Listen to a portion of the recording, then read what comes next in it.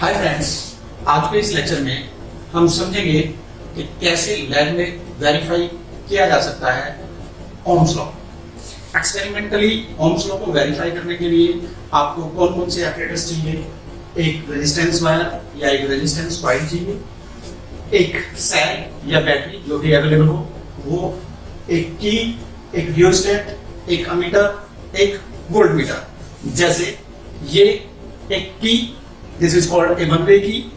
यहाँ दूसरी चीज ये rheostat, and then if we come to voltmeter, अगर इस वोल्टमीटर को देखें तो यहाँ आपने देखना है V लिखा है तो it is a voltmeter, MV लिखा है तो it is milli voltmeter. It means if MV is written here, then it means it will measure potential difference in millivolt, and milli means 10 to the power minus 3। तो उस reading को 10 की power -3 से multiply करके volt में आपने change कर लेना है। अब सबसे पहले इसको यूज करने से पहले आपको मेजर करना पड़ेगा इसका लीस्ट काउंट। लीस्ट काउंट का मतलब कितनी मिनिमम मेजरमेंट ये ले सकता है। इट मींस कि इसके एक डिवीजन की मेजर कितनी है।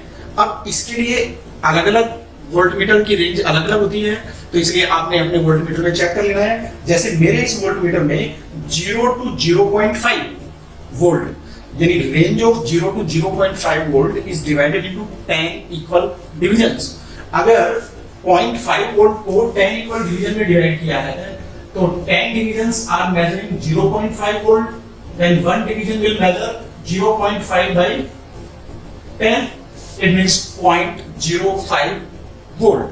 In the same way, you have to check in the instrument given to you. जो भी वोल्टमीटर आपको दिया है उसमें चेक कर लो कि 0 to जो भी फर्स्ट मार्किंग उसके अंदर है वहां तक कितने डिविजन्स हैं। और मान लो 1 वोल्ट में 20 डिविजन्स हैं तो 1 volt divided by 20, that will give you the least count of voltmeter. इसी तरह से दूसरा, अगर मान लो हमें अमीटर को यूज करना है, here A is reading, it means it is measuring current in ampere। अगर MA लिखा होता तो then it will be measuring current in milliampere। अब यहाँ A है तो कोई इशू नहीं है, एम्पियर में करंट मेजर कर रहा है। देख लेना है हमने कि इसका एक डिवीजन कितनी करंट मेजर करेगा, 0 to 0.25। 0.25 is divided into 10 equal divisions। तो 10 डिविजन्स मेजर कर रहे हैं 0.25 एम्पियर, 1 डिवीजन मेजर करेगा 0.25 अपॉन 10 यानी 0.025 एम्पियर। जैसे मैंने अपने अमीटर या वोल्टमीटर से लीस्ट काउंट निकाली, ऐसे ही आपको अपने अमीटर या वोल्टमीटर से लीस्ट काउंट निकाल लेनी है और यहाँ नोट कर लेना है एम्पियर और वोल्ट में। अब क्या करना है, आपको एक सर्किट डायग्राम बनाना है। उस सर्किट डायग्राम में क्या करना है, वोल्टमीटर को छोड़ के बाकी सारे एलिमेंट्स सर्किट के सीरीज में कनेक्ट कर देने हैं। जैसे मान लो सबसे पहले की लें, की के साथ पॉजिटिव टर्मिनल ऑफ सेल और बैटरी, और इसके बाद यहां मैं लगा देता हूं रेजिस्टेंस जिसके लिए मुझे ओम्स लॉ वेरीफाई करना है। इसके साथ ही मैं यहां लगा देता हूं अमीटर जिससे मुझे current flowing through the resistance को मेजर करना है। फिर मैं लगा देता हूं यहां एक रियोस्टेट। रियोस्टेट काम आएगा करंट को वेरी करने के लिए। करंट थ्रू रजिस्टर बदलेगी तो पोटेंशियल डिफरेंस अक्रॉस रजिस्टर बदलेगा, और वही पोटेंशियल डिफरेंस और उसके कोरेस्पॉन्डिंग करंट हमें यहां एक टेबल में नोट कर लेनी है। यहां ये रियोस्टेट और देन ये connecting wire. Now the device left is voltmeter. अब वोल्टमीटर का काम क्या है, रजिस्टर के अक्रॉस पोटेंशियल डिफरेंस मेजर करना। तो अब आपने क्या करना है, वोल्टमीटर को कनेक्ट कर देना है अक्रॉस द रजिस्टर ऐसे, तो ये रजिस्टर के अक्रॉस पोटेंशियल डिफरेंस मेजर करने लगेगा। अब बात आती है कि अमीटर और वोल्टमीटर, इनके अंदर एक टर्मिनल ब्लैक होगा और एक रेड होगा। अब इस ब्लैक और रेड में, black means negative, red means positive, इनको ऐसे कनेक्ट करना है कि रेड यानी पॉजिटिव हमेशा उस साइड में हो जिधर बैटरी का पॉजिटिव टर्मिनल है, नेगेटिव हमेशा उस तरफ हो जिधर बैटरी का नेगेटिव टर्मिनल है। तो इसका मतलब अगर हम यहाँ देखें तो बैटरी का पॉजिटिव इधर है, तो वोल्ट मीटर का रेड यानी पॉजिटिव इस साइड में होना चाहिए, वोल्ट मीटर का ब्लैक यानी नेगेटिव बैटरी के नेगेटिव टर्मिनल इस साइड होना चाहिए। In the same way ammeter के लिए भी अमीटर का पॉजिटिव बैटरी के पॉजिटिव की तरफ और नेगेटिव बैटरी के नेगेटिव की तरफ। अब ये सर्किट डायग्राम कंप्लीट करके आपने क्या करना है, इस की के अंदर प्लग इंसर्ट करना है। ऐसा ये प्लग होता है हमारा, अगर इस प्लग को सर्किट से बाहर निकाल देंगे तो सर्किट ओपन हो जाएगा, current will not flow through the circuit. If you will insert the key in the plug then circuit complete हो जाएगा and current will begin to flow through the circuit. तो अब करंट सर्किट के अंदर से flow करा देनी है और रियोस्टेट को उस कंडीशन में ले आना है जब सर्किट में करंट मिनिमम हो।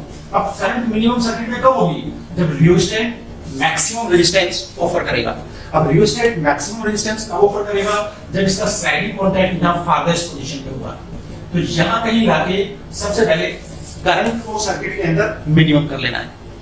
अब क्या करना है, sliding contact of the rheostat को जो फारदेस्ट पोजीशन में है उसको धीरे धीरे धीरे धीरे खिसका के लाना है ऐसी पोजीशन में कि सर्किट का रेजिस्टेंस ग्रेजुअली कम होता चला जाए। अगर आप लेफ्ट की तरफ लाएंगे स्लाइडिंग कॉन्टैक्ट को तो ये जो resistance offered by the rheostat to the circuit है ये डिक्रीज करता चला जाएगा, और अगर रेजिस्टेंस डिक्रीज करता चला जाएगा तो करंट बढ़ती चली जाएगी और पोटेंशियल डिफरेंस भी इंक्रीज करता चला जाएगा। करंट और पोटेंशियल डिफरेंस दोनों इंक्रीज करते जाएंगे, लेकिन आपने क्या करना है, जहां कहीं भी करंट और पोटेंशियल डिफरेंस दोनों मीटर्स के अंदर मेजरेबल हो। मेजरेबल हो का मतलब क्या, कि जो पॉइंटर है वो किसी ना किसी डिवीजन से कोइंसाइड करना चाहिए। किन्हीं दो डिवीजन्स के बीच में अगर पॉइंटर आ गया तो we will not be able to take the measurement. तो जहां कहीं भी अमीटर या वोल्टमीटर में रीडिंग्स मेजरेबल हो जाएं, इट मींस दोनों में पॉइंटर किसी ना किसी डिवीजन से कोइंसाइड करता हुआ दिखने लगे आपको, तभी आपने ऑब्जर्वेशन ले लेनी है। यानी potential difference across the register और उसके corresponding current through the register दोनों को नोट कर लेना है। पोटेंशियल डिफरेंस यहां लिख लेना है, मान लो V1, करंट यहां लिख लेनी है, मान लो I1। अब इसके लिए मान लो अगर वोल्टमीटर में हमारा पॉइंटर 6th डिवीजन से कोइंसाइड कर रहा होता, अगर 6th डिवीजन से कोइंसाइड कर रहा होता तो हमने पहले ही निकाला कि 1 डिवीजन इज मैचिंग 0.5/10, तो 0.5/10 into 6 यानी क्या हो जाता, 0.5/10 0.05 into 6 यानी 0.3, तो 0.3 वोल्ट रीडिंग हो जाती वोल्टमीटर की। और मान लो अमीटर में पॉइंटर 8th डिवीजन से कोइंसाइड कर रहा होता, तो एक डिवीजन मेजर कर रहा है 0.25/10, तो 8 डिवीजन्स कितना मेजर करेंगे, 0.25/10 into 8, और शायद वो 0.2 वोल्ट हो जाता। क्लियर और नॉट?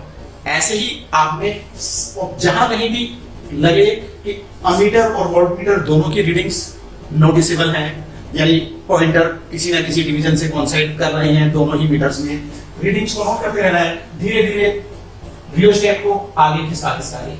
अब इट मींस मान लो other readings V2, I2, V3, potential difference उसके corresponding current I3 and so on. अब मान लो last observation V10, I10, because we have to plot a graph between V and I. V और I के बीच में graph plot कराना है हमें, तो इसलिए as maximum as possible observations आपको ले लेनी है। अब उसमें एक आधी ऑब्जर्वेशन अगर कहीं अगर आए गड़बड़ करे ग्राफ में तो उसको डिलीट कर देना है, हटा देना है। तो अब ऐसा कुछ लेके आपने क्या करना है, इनका रेशियो निकालना है। रेशियो निकालना है तो V1/I1, V2/I2 and so on, V10/I10। और जब रेशियो निकाल लेंगे तो हमें पता चलेगा कि ये रेशियो ऑलमोस्ट कांस्टेंट आता है। इसका मतलब हमें पता चलेगा कि V1/I1 equal to V2/I2 equal to so on up to V10/I10। So if they are not exactly equal, then they will come out to be approximately equal. Exactly equal नहीं होंगे तो लगभग इक्वल तो आएंगे। और इसके बाद एक और काम हमने करना है, क्या हमें प्लॉट करना है graph between V and I। हम करंट I लेंगे हॉरिजॉन्टल एक्सिस पे, पोटेंशियल डिफरेंस V लेंगे ऑन वर्टिकल एक्सिस, और ये जितनी भी वैल्यूज V1, V1 के corresponding current I1 V1, I2 V2, I3 V3 इनको प्लॉट्स कर देंगे इस ग्राफ के ऊपर और जब उन पॉइंट्स को ज्वाइन करेंगे तो हमें पता चलेगा the graph will come out to be a straight line. और इस ग्राफ का स्ट्रेट लाइन आना ही प्रूव करेगा कि V is directly proportional to I। It means Ohm's law is verified। और क्यों? क्योंकि for ohmic circuits VI graph में भी है स्ट्रेट लाइन। और यहां हमने क्या माना है? हमने माना है कि during the experimentation temperature of resistance remains the same. क्यों? क्योंकि V directly proportional to I होगा तब जब फिजिकल कंडीशंस रहे सेम, फिजिकल कंडीशंस जैसे टेम्परेचर। क्यों? क्योंकि अगर फिजिकल कंडीशन जैसे टेम्परेचर अगर बदल जाएगा तो रेजिस्टेंस बदल जाएगा, रेजिस्टेंस बदल जाएगा मतलब V will not remain directly proportional to I। तो ये ग्राफ स्ट्रेट लाइन ना होके कर्व हो जाएगा। तो इसीलिए एक्सपेरिमेंट करते वक्त इस रेजिस्टेंस से करंट केवल तभी फ्लो कराएं जब ऑब्जर्वेशन ले रहे हो। If you will allow the current to pass through the wire unnecessarily, then the resistance of this wire will change। On heating, the resistance will increase। तो एक्सपेरिमेंट में दिक्कत आएगी, the graph will not come out to be straight line। तो इसलिए केवल तभी current flow करानी है आपने सर्किट के अंदर जब आपने ऑब्जर्वेशंस लेनी है।